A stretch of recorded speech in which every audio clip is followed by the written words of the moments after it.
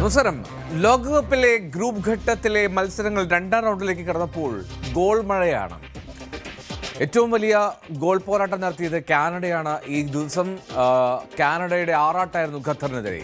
എതിരില്ലാത്ത 6 ഗോളുകൾക്കാണ് കാനഡ ഖത്തറിനെ തകർത്തത്. സൂപ്പർ താരം ജൊനാഥൻ ഡേവിഡിന്റെ തകർപ്പൻ ഹാട്രിക്കാണ് ചരിത്ര ജയം കാനഡയ്ക്ക് സമ്മാനിച്ചത്. കൈൽ ലാരനും നഥാൻ സാലിബയുമാണ് മറ്റ് സ്കോറർമാർ. 3-0 ലീഡുമായാണ് ആദ്യ പകുതി കാനഡ അവസാനിപ്പിച്ചത്. 2 താരങ്ങൾ ചുവപ്പ് കാർഡ് കണ്ട് പുറത്തായതും ഖത്തറിന് തിരിച്ചടിയായി. 33-ാം മിനിറ്റിൽ ഹോമ മുഹമ്മദും 50-ാം മിനിറ്റിൽ അസീം മഡിബോയുമാണ് ചുവപ്പ് കാർഡ് കണ്ടത്. ഇനി കനഡിയൻ താരം ഇസ്മായിൽ കോനിയുടെ കാലിന് മത്സരത്തിനിടെ ഗുരുതരമായിട്ട് പരുക്കാണ് ഈ ഫൗളിൽ സംഭവിച്ചത്. ലോകകപ്പിലെ ഇനിയുള്ള മത്സരങ്ങളിൽ ഒരുപക്ഷേ കോനയ്ക്ക് നഷ്ടമായി. ഇനി ലോകകപ്പിലെ ബി ഗ്രൂപ്പ് മത്സരത്തിൽ ബോസ്നിയ ഹെർസോഗോവിനയെ 1-4 ഗോളുകൾക്ക് സ്വിറ്റ്സർലൻഡ് തകർത്തു. ഗോൾ രഹിതമായിരുന്നു ആദ്യ പകുതി. അതിനുശേഷം രണ്ടാം പകുതിയിൽ 5 ഗോളുകൾ പിറന്നു. ഒരു റെഡ് കാർഡും വീണു. കളിയുടെ 74-ാം മിനിറ്റിൽ ജൊഹാൻ മൻസംബിയാണ് ഗോൾ മഴയ്ക്ക് തുടക്കമിട്ടത്.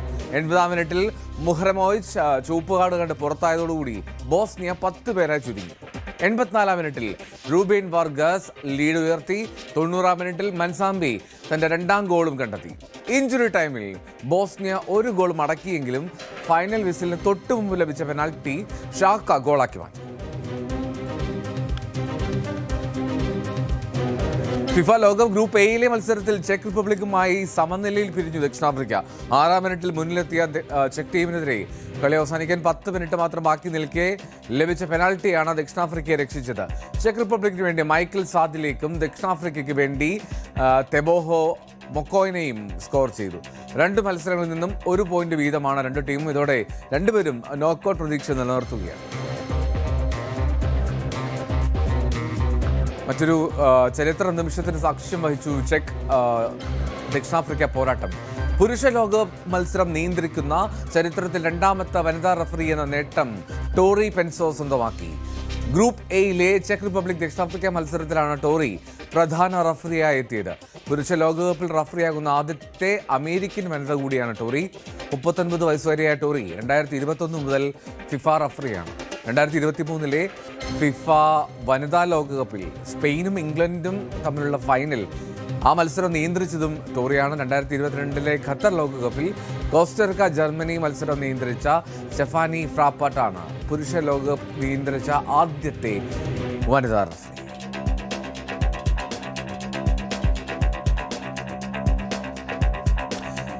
പ്രിയപ്പെട്ട താരങ്ങളുടെയും ടീമുകളുടെയും ബാനറുകളും കട്ടൗട്ടുകളുമാണ് കേരളത്തിന്റെ തെരുവുകളിൽ നിറയുന്നത്. എറണാകുളം ജില്ലയിലെ ചെല്ലാനം കണ്ടക്കടവിൽ ബ്രസീൽ താരം നെയ്മറുടെ ഒരു കൂറ്റൻ കട്ടൗട്ടാണ് ഉയർന്നിരിക്കുന്നത്. ചെല്ലാനം കണ്ടക്കടവിലെ ബ്രസീൽ ആരാധകരാണ് 1.5 ലക്ഷത്തിലധികം രൂപ ചെലവിട്ട് പ്രിയ താരത്തിനെ ഉയർത്തി നിർത്തിയിരിക്കുന്നത്. കാനഡകൾ ഇക്കുറി മികച്ച പ്രകടനം കാഴ്ചവെക്കുമെന്നാണ് ആരാധകരുടെ പ്രതീക്ഷ.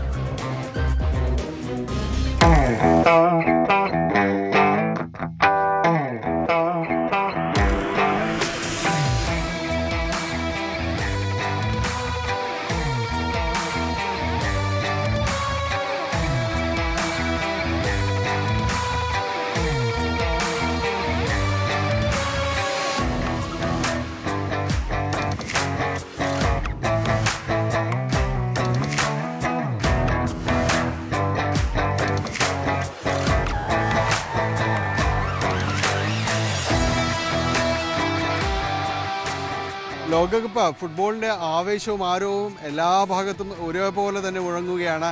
നമ്മൾ കൊച്ചിയിൽ ചെല്ലാനം മേഖലയിലേക്ക് വരുമ്പോഴുള്ള ആ ഭാഗത്താണുള്ളത്. ഇവിടെ ഒരു ആകർഷണം എന്ന് പറയുന്നത് ബ്രസീൽ ഫാൻസ് നിരന്ന ഇത് കൂറ്റൻ ഒരു വലിയ കട്ടൗട്ട് ഉണ്ടാക്കിയിരിക്കുകയാണ്. അവരുടെ പ്രതീക്ഷ മുഴുവനും ആവാഹിക്കുന്ന നെയ്മറുടെ കട്ടൗട്ട്. അത് ഈ ഭാഗത്ത് ഈ ചെല്ലാനത്തിൻ്റെ ഈ കടൽ അതിനോട് ചേർന്ന് കടൽ ഭിത്തിയോട് ഇപ്പുറത്തേക്ക് ചേർന്ന് ഉള്ള ആ ഒരു പ്രദേശത്ത് ഇങ്ങനെ നിവർന്ന് നിൽക്കുന്നുണ്ട്. എല്ലാവരെയും ഒരു പ്രതീക്ഷകളുടെ മുഴുവൻ കേവ് ഭാരവും താങ്ങുന്ന ഒരു പക്ഷേ നെയ്മറിൽ തന്നെയായിരിക്കാം. ആ പ്രതീക്ഷ ചിറകേറ്റിക്കൊണ്ട് തന്നെയാണ് ഇവിടെ ഈ ബ്രസീൽ ഫാൻസ് ഇങ്ങനെ അണിനിരന്നിരിക്കുന്നത്. ജിനു എന്താണ് ഇത്രയും വലിയൊരു കട്ടൗട്ടിൻ്റെയൊക്കെ? എല്ലാവരും വേൾഡ് കപ്പിൻ്റെ ഒരു ആവേശത്തിലാണ്. ഞങ്ങളും അതേ ഒരു ആവേശത്തിൽ തന്നെയാണ്. ഞങ്ങളെല്ലാവരും സപ്പോർട്ട് ചെയ്യുന്ന ഒരു ടീം വർഷങ്ങളായിട്ട് ബ്രസീൽ തന്നെയാണ്. അപ്പോൾ ബ്രസീലിൻ്റെ ഒരു സൂപ്പർ താരം എന്ന നിലയിൽ അതുപോലെ തന്നെ ഞങ്ങളെല്ലാവരും ആരാധിക്കുന്ന നെയ്മറിൻ്റെ അവസാന വേൾഡ് കപ്പ് ആണെന്നുള്ള രീതിയിൽ തന്നെ അദ്ദേഹം തന്നെ ഒരു ലാസ്റ്റ് ഡാൻസ് എന്നുള്ള രീതിയിൽ ഒരു പരാമർശം ഉള്ളതുകൊണ്ടാണ് ഞങ്ങൾ അങ്ങനെ പറഞ്ഞത്. അല്ലെങ്കിൽ തന്നെ ഞങ്ങൾക്ക് എല്ലാവർക്കും വളരെയധികം ആരാധനയും അതുപോലെ തന്നെ ഞങ്ങളെല്ലാവരും വളരെ ആവേശത്തോടു കൂടി കാത്തിരിക്കുന്ന അദ്ദേഹത്തിൻ്റെ കളി കാണാനാണ്. അപ്പോൾ തീർച്ചയായിട്ടും ഇവിടെ ഈ ഒരു ഭാഗത്ത്, പ്രത്യേകിച്ചും ഈ കണ്ടക്കടവ് എന്ന് പറഞ്ഞ ഭാഗത്ത് ഏറ്റവും കൂടുതൽ ആരാധകരുള്ളത് ബ്രസീലിന് തന്നെയാണ്. അപ്പോൾ ചെറുപ്പം മുതലേ ഞങ്ങളെല്ലാവരും ബ്രസീലിൻ്റെ കളി കണ്ട് വളർന്നവരാണ്. അപ്പോൾ ആ ഒരു ആവേശം ഈ ഒരു കട്ടൗട്ടിലേക്ക് വന്നിരിക്കുകയാണ്. ഇത് ഏകദേശം കൊച്ചിയിലെ തന്നെ ഏറ്റവും വലിയൊരു കട്ടൗട്ടാണിത്. 50 അടിയാണ് ഞങ്ങളിതിന് വേണ്ടി ഞങ്ങൾ ഇവിടെ നിർമ്മിച്ചിരിക്കുന്നത്. അപ്പോൾ ഒരാഴ്ച 1.5 ആഴ്ചത്തോളം എല്ലാവരുടെയും കഷ്ടപ്പാടും പരിശ്രമം എല്ലാം ഉണ്ട്. വളരെയധികം ആവേശത്തിലാണ് ഞങ്ങൾ എല്ലാവരും. എങ്ങനെ എത്ര രൂപ ചിലവായോ, അല്ല കണക്കെടുത്തോ?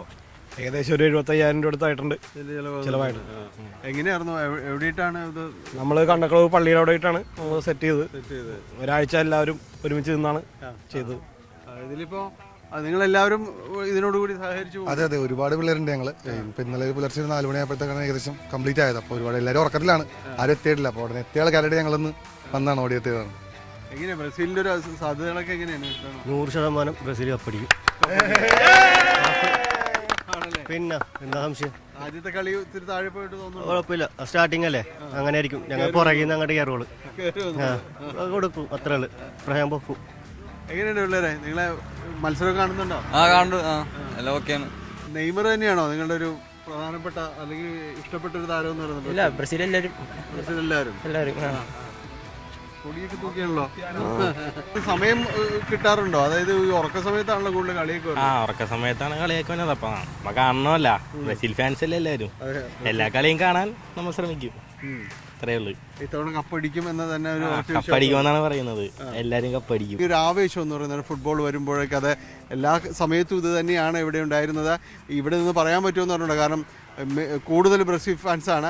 അതിൽ മെസ്സി ഒപ്പിട്ട ഒരു പന്ത് സ്വന്തമായുള്ള ഒരു പ്രദേശമാണത്. അതിലേതായാലും നിങ്ങൾക്ക് അഭിമാനിക്കാം. തീർച്ചയായിട്ടും അത് നമ്മുടെ നാടിന് തന്നെ ഒരു അംഗീകാരം നേടിക്കൊടുത്ത സംഭവമാണ്. അതിൽ നമ്മൾ വേറെ ആരാധനയുടെയോ ക്ലബിന്റെയോ രാജ്യത്തിന്റെ വ്യത്യാസമൊന്നുമില്ല.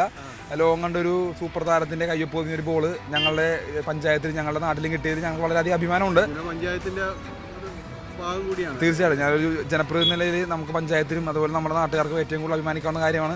തീർച്ചയായിട്ടും ഇത്തവണ നെയ്മറുടെ കയ്യൊപ്പോട് കൂടി ഒരു ബോൾ ഞങ്ങൾക്ക് കിട്ടുമെന്നാണ് ഞങ്ങളുടെ ആഗ്രഹം. അതിനുവേണ്ടി ഞങ്ങൾ മാക്സിമം ശ്രമിക്കും. കൊച്ചിയിലെ തന്നെ ഏറ്റവും വലിയ കട്ടൗട്ട് ഞങ്ങൾ അതിനുവേണ്ടി തന്നെയാണ് ഒരുക്കിയിരിക്കുന്നത്. മെസ്സിയുടെ കയ്യൊപ്പ് പതിഞ്ഞൊരു പന്ത് വന്നിട്ടുള്ളൊരു പ്രദേശം എന്നൊരു ഖ്യാതി അത് ചെല്ലാനം പ്രദേശത്തിനുണ്ട്. അതുപോലെ തന്നെ ഈ ബ്രസീലിൻ്റെ നെയ്മറുടെ തന്നെ ഒരു ഒപ്പ് പതിഞ്ഞ ഒരു പന്തും കൂടി എത്താം എന്നൊരു പ്രതീക്ഷ എല്ലാം തന്നെ അവരുണ്ട്. ഏതായാലും ലോകകപ്പാണ്, അതിൻ്റെ ആവേശമാണ്, അതിന് യാതൊരു രീതിയിലുള്ള അതിർവരമ്പുകളുമില്ല.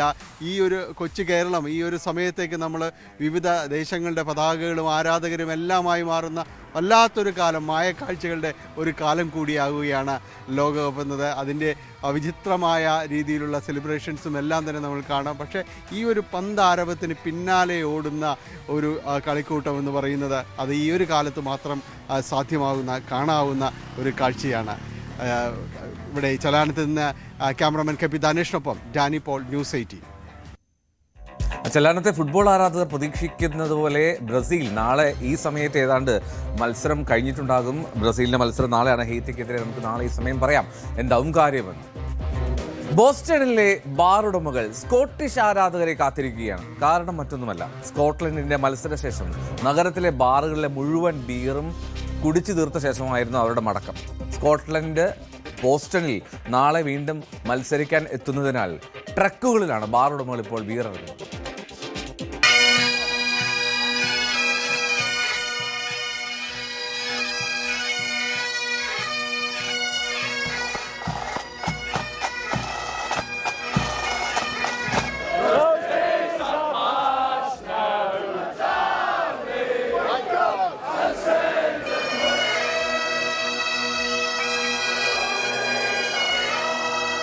ലോകവേദിയിൽ എപ്പോഴും സ്കോട്ട്ലൻഡ് ആരാധകർ വേറിട്ട് നിൽക്കും. ബാൻഡ് മേളത്തിന്റെ അകമ്പടിയിൽ കൂട്ടമായി എത്തുന്ന ടാർട്ടൻ ആർമിയെ കണ്ടിരിക്കാൻ തന്നെ ഹരമാണ്.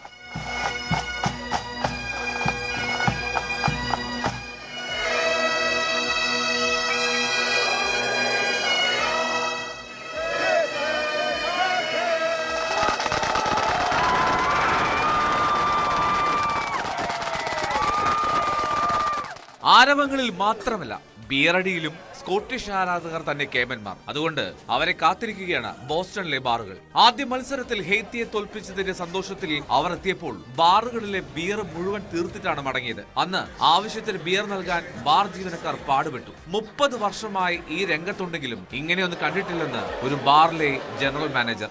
I've been in this business for over 30 years and I've never seen anything like this.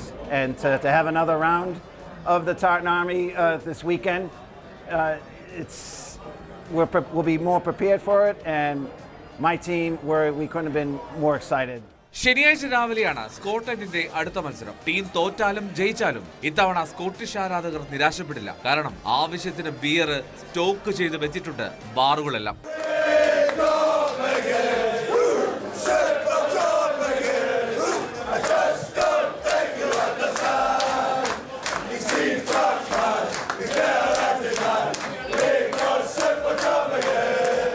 World Cup desk, News 18. ഇനി ജർമ്മനി അടുത്ത മത്സരത്തിന് ഇറങ്ങുകയാണ്. ആദ്യ മത്സരം ജർമ്മനി അത് ജയിക്കുമെന്ന്, കിറോസോവയ്ക്കെതിരെ ജയിക്കുമെന്ന് പ്രവചിച്ച് ശ്രദ്ധ നേടിയ താരക് എന്ന ആന വീണ്ടും പ്രവചനമായി എത്തിയിട്ടുണ്ട്. ഐവറി കോസ്റ്റ് ജർമ്മനി മത്സരത്തിൽ ആര് ജയിക്കും എന്നാണ് ഇത്തവണ ആ ഏഷ്യൻ ആന പറയുന്നത്. ജർമ്മനിയിലെ കൊളോൺ മൃഗശാലയിലെ താരക് എന്ന ഏഷ്യൻ ആന വീണ്ടും ജർമ്മനിക്കൊപ്പമാണ്. ജൂൺ 21-ന് ടൊറന്റോയിൽ നടക്കാൻ പോകുന്ന ജർമ്മനി ഐവറി കോസ്റ്റ് മത്സരത്തിലെ വിജയിയാണ് താരക് പ്രവചിച്ചത്. പതിവ് പോലെ രാജ്യങ്ങളുടെ കൊടികൾ പെയിന്റ് അടിച്ച ഫുട്ബോളുകൾ നിരത്തിവെച്ചു. ഒന്ന് നടന്നു മാറിയതിനു ശേഷം നേരെ വന്ന് ജർമ്മൻ പതാക പെയിന്റ് അടിച്ച പന്ത് കാലുകൊണ്ട് ചവിട്ടിപ്പൊട്ടിക്കുകയായിരുന്നു.